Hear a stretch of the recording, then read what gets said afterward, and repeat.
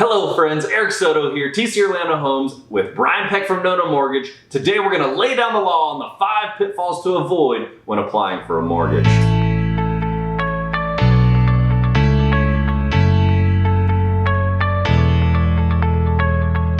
Well man, let's get into it, Brian. Yes, sir.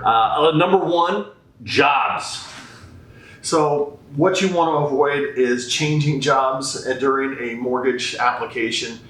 If you're going from a salary position to salary position, could be fine. You have to wait for a pay stub. If you go from a salary position to I just found my dream job, it's me being self-employed, you're going to be in a real trouble because self-employed individuals require a 2-year minimum tax returns submitted. It could turn into 3 years if you're not careful. Right. And so that is a definite pitfall you want to avoid. Also, don't quit your job.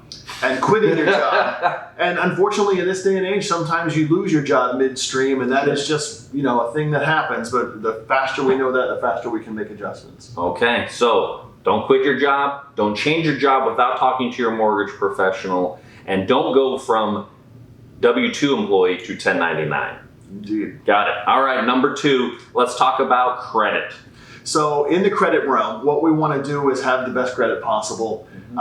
Improving the credit can be relatively simple. The easiest way to do it is to pay down some of your debt and not have any leaks. Okay. So paying your debt on time, even if it's a small $25 payment or your car payment, everything paid on time is going to improve your credit rapidly. Right. If you've got a $1,000 total credit card limit and you've got a $750 balance, that's going to calculate into a certain credit score. But if you pay that down to 50% of that $1,000 or 30% of that $1,000, it'll improve your credit, each one of those buckets that you drop into.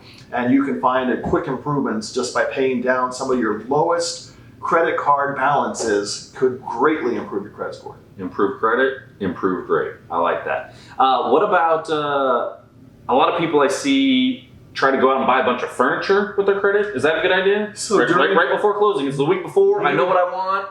Can I get it? You should be buying nothing during the application process until you are closed. The day after you're closed, you can go out and the furniture will still be delivered on time. You'll still be able to get in your house and enjoy it, but you should open up no new lines of credit. You should not be running up tabs on your credit card. Don't go to Home Depot and open that credit card so I can remodel. Don't get a bunch of furniture. Don't buy a house, motorcycle, boat. Don't use my credit. No, sir, because the credit underwriter is going to pull what they call a soft pull credit at the end, 10 days usually before the closing. Right. And if they see new lines of credit open, they're going to ask about them. I mean, I've seen even more recent than that, a day or two before, just to make sure that everything is still in order. That's correct. Okay, so watch out for that usage of credit. Number 3, what about large infusions of cash? So underwriters want to make sure that they're following the applicable laws. They're looking for the Patriot Act and some of the other things. They're looking for money that's coming in that doesn't belong necessarily to the borrower. Okay. Then they have to source every last little bit of money that's 1% over the loan amount. That doesn't sound like a lot, but it's pretty easy to get over that in some cash that you're moving around. Right. If you're moving $2,000 and $3,000 around on a $150,000 purchase, you're going to be over that limit, and they're going to have to ask about it where did it come from? How did it get there? And they're going to source it all the way back, 2 or 3 bank statements, 2 or 3 different accounts until they find a pool of money of exactly where it came from. Okay, so they're going to be slows looking for the process. The other thing that I think about when it comes to cash is there's something I don't know if other people call it this, but I call it mattress money. Right? So you have been saving because you want to buy a house, but not everybody keeps it in the bank. Sometimes they keep it hidden somewhere.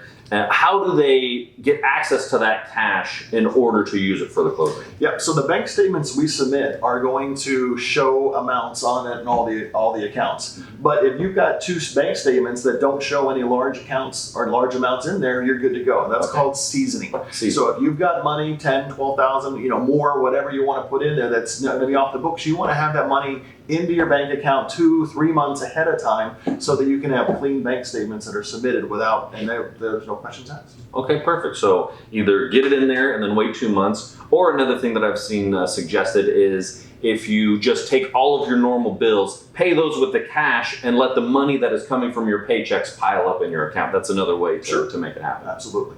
Okay. Pitfall number 4 to avoid is incomplete info on the application. What does that mean to you? So someone who does an application in 5-10 minutes, we usually have enough information there and it's well enough and good. But the underwriter is searching everything. They're going to do reporting on the backside. Previous addresses come up frequently. So if you've got an undisclosed real estate that you own that you didn't think that we know it, oh, that's a different property. That's an investment property, or that's my grandmother's house, or that's right. But their name's on it. Your name is on it or attached to it. The underwriter is going to see it and ask about it, and so that's going to either slow down the process, or if you are tied to the debt in some kind of obligation manner, that's going to affect your debt ratios and a host of other things.